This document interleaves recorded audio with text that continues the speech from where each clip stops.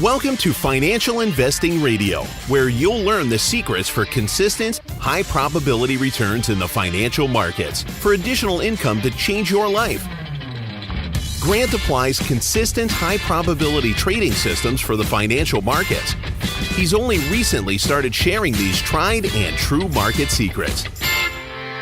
As a gift to listeners, Grant is offering his roadmap to high-probability financial control. Go to financialinvestingradio.com and download yours today. Now, here's your host and trading veteran, Grant Larson.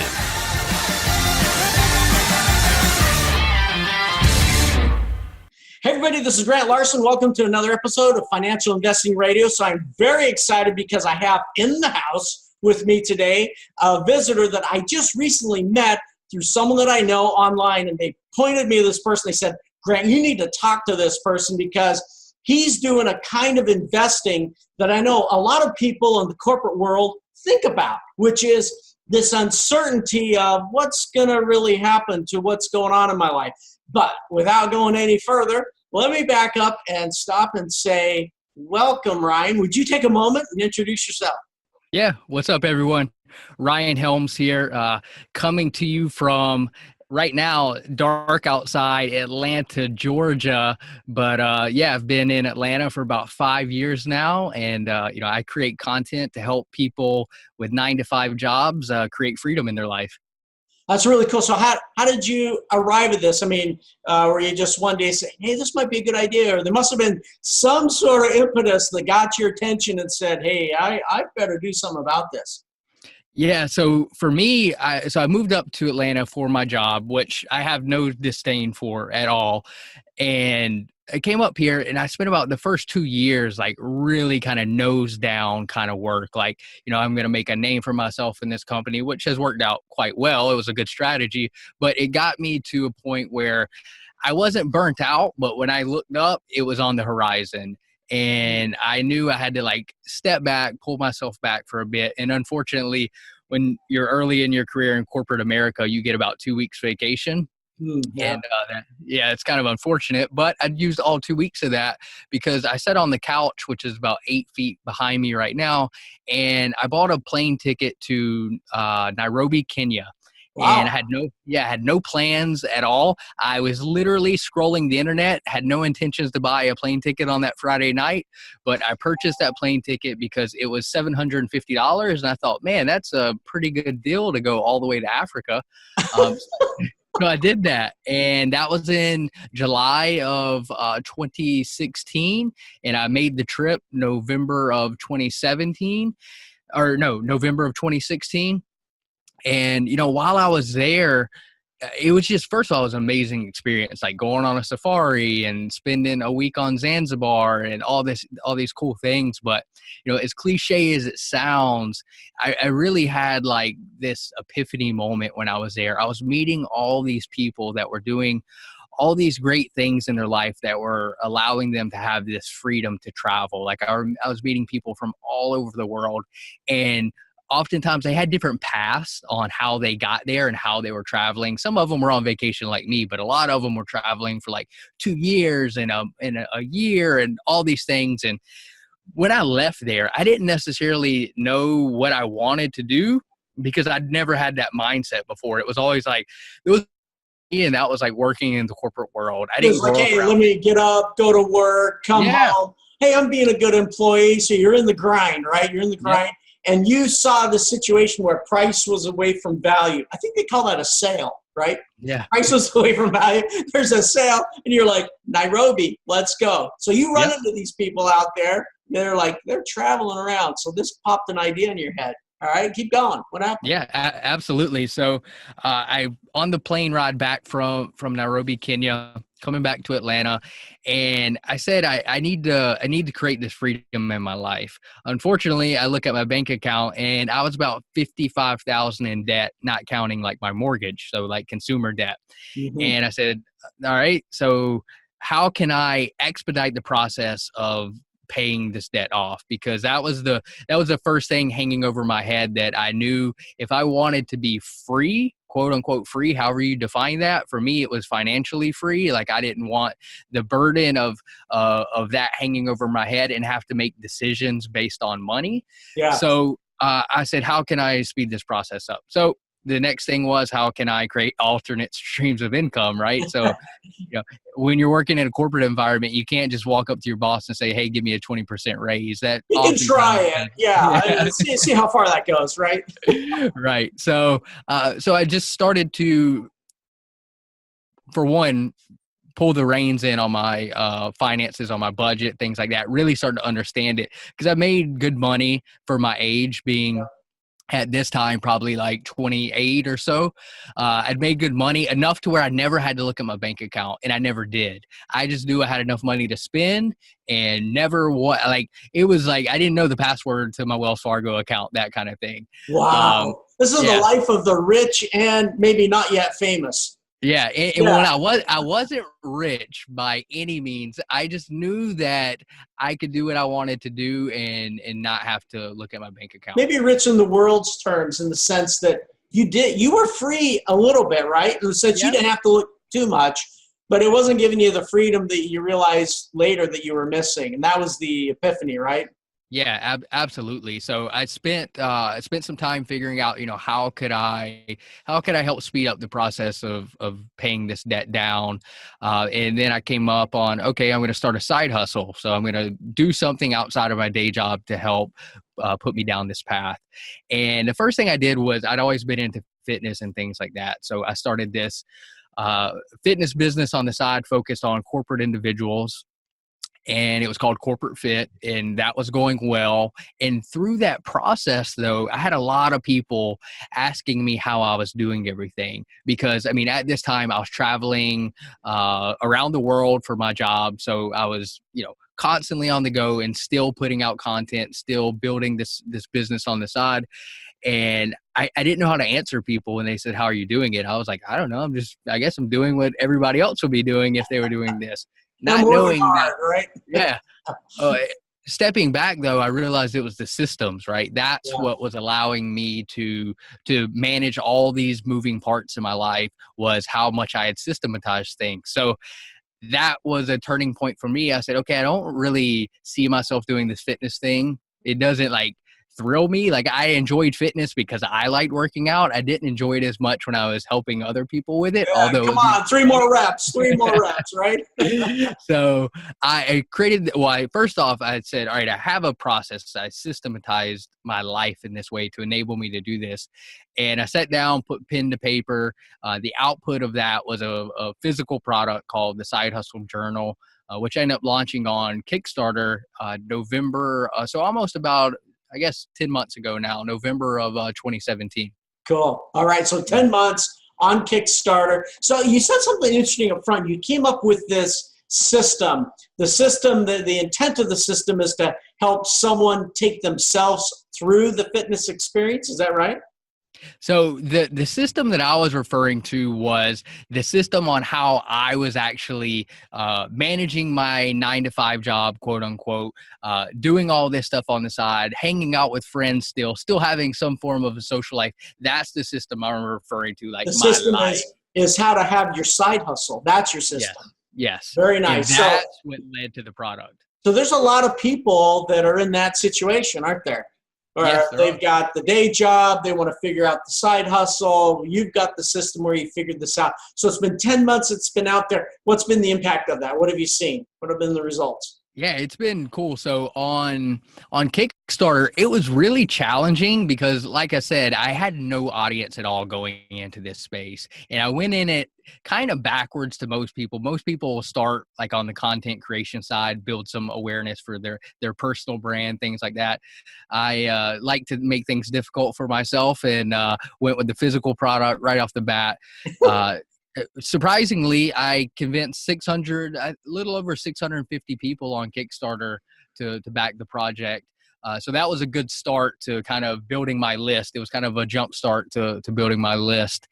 And since then, it's been awesome. I've been really focusing on interacting with that community, really giving them an authentic view at me. So really showing them I'm not a guy just selling them a product. I'm a guy like them. I'm a guy on this journey with them, trying not so much to put myself on this pedestal above them, show them that, hey, look, I'm just follow what I'm doing. I'm just like you. Like if you come on this journey with me, we're going to cross the finish line about the same time. So that's what I've been doing the past 10 months is bringing people on that journey, leveraging the physical product itself as a way to get people to come on that journey with me, right? So that's the entry point into my ecosystem right now. So yeah, that's kind of where I've been at the past 10 months. That's amazing. So the style of investing, given this is financial investing radio, Yep. The style of the investment here is that you have a way to leverage your discretionary time to produce additional income in Yep. your life and make a change without rocking the boat in terms of, your stable work. It's stable for now, all with Yep. the intent that you're shooting towards. So do you have an idea of how long it would take for someone applying your system, regardless of how they apply, right? I mean, they could apply it anywhere from creating embroidery products to selling books or whatever, right? Absolutely. You'd use it for anything, is that right? Yeah, for sure. So if they apply the system, what sort of time frame would they expect? Is it a 2-year, a 3-year process where you think they could break free financially or get to that next level, or does that depend? It's too hard to say. Yeah, so I guess in short, it's probably too hard to say based on individual factors, but I think what you'll gain right off the bat is the systems that will enable you to leverage this time. And actually, it's like finding, you find money in the seat cushions and things like that. It's like you find time in all these places that you don't realize you actually have time. And it all goes back to just being very intentional about what you're doing. And, the journal itself and the system within the journal is about discovering, what do you want to be intentional about? And then how can you maximize your time around it? And that could give you time to do a lot of things. Not only could it give you time to invest in yourself by, creating a side hustle or a business on the side, but I mean, it could free up time to do actual investing. Maybe the stock market is what you're really into, right? This system could be the foundation for developing your new investing strategy, doing the research you want to, getting more methodical about those processes that are required to do really anything, whether you're investing in yourself or in the market. So it could really be applied to anyone, and the amount of effort that you put in will determine the speed in which you reach it. I heard you said something a minute ago, I heard a seminar recently from a guy by the name of Alex Sharfin. You ever heard of him? Mm-hmm. Yeah. And Alex he said something that sounded kind of similar, where he said that he has this thing called a time study, I think was the terms he used, which was take a moment to think about how you're spending your time. And he said, I guarantee if you take 2 weeks to really evaluate and log and write down how you're spending your time, he said, you will find places where you're wasting a ton of time, and that will free up to then be able to do the kind of system you're talking about. Is that right? Yeah, absolutely. And I agree 100%. If you don't put it down in front of you, you'll think you're efficient with your time, but there's going to be inevitable gaps in the process. And, the reason I put out a physical product for this, and I've had so many people saying, you need to make an app, you need to do this. It's because there's so much activity going on in your phone, right? There's so many dings and bings and bongs, every 2 seconds. That's right. You need to be able, for something like this, as important as getting time back and creating something great to put out into the world, you need to carve out a section of non-distracted time and really figure out, what do I need to do? How can I get there? So that's what I'm all about exactly, is, putting it down on paper, putting it in front of you and visualizing it. How much non-distracted time does a person need in order to make some effective progress? Is 15 minutes enough, or does it need to be more? For me, I think it need at one given time, I think it needs to be more. I think uh, the length of period of time should be definitely longer than 15 minutes. I would say at least 45 minutes so that it'll take you 15 minutes to get focused on what you want to do. Mm-hmm. Yeah. And if all you have is 15 minutes and you have 15 minutes every 2 hours, yeah, you may be getting, 3 hours worth of work in that day, but you'll probably only get about 15 good minutes worth of work because you'll be starting over every 15 minutes. And as soon as you start to get in your groove, it's going to be over again. So I like to try to carve out a larger block of time of at least an hour so I can make sure I can get focused on what I'm trying to do and actually execute on something. I think that makes a lot of sense. I've seen multiple studies where people have identified the cost of a distraction in terms of productivity. And every time we get distracted, well, the amount of time it takes in order to get the context back into your head so that you can begin to be productive again. That sounds like that's what you're describing. Absolutely. I used to write a lot of code earlier in my life and my career, and every time I'd get distracted, right, it'd pull me away.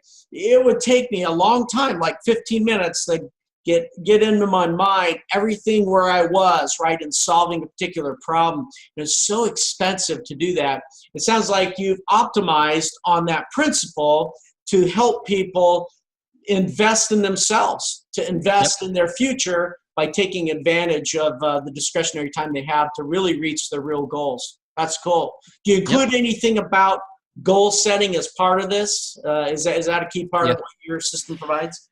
Yeah. So, the product itself, I always say like the backbone of this tool is what I call the molehill system. So why do you call it the molehill system? I was sitting at a Starbucks one Saturday morning working on this, and I knew I had this system in it. And just from a marketing standpoint, I knew I had to name it something, right? It couldn't just live in here. And I was thinking, and I was like, don't make a mountain out of a molehill, because that's what a lot of people do. You have this little obstacle in your way, and you just stand there for months looking at it because you're just so like terrified of it. When in reality, you see how high that molehill is? That thing's massive. Yeah.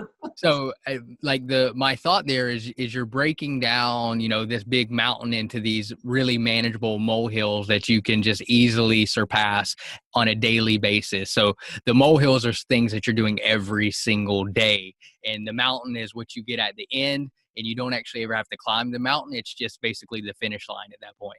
I see. So the molehills are a series of steps that take you up to the mountain. So what's been the impact of people that have applied the system so far? What have you seen?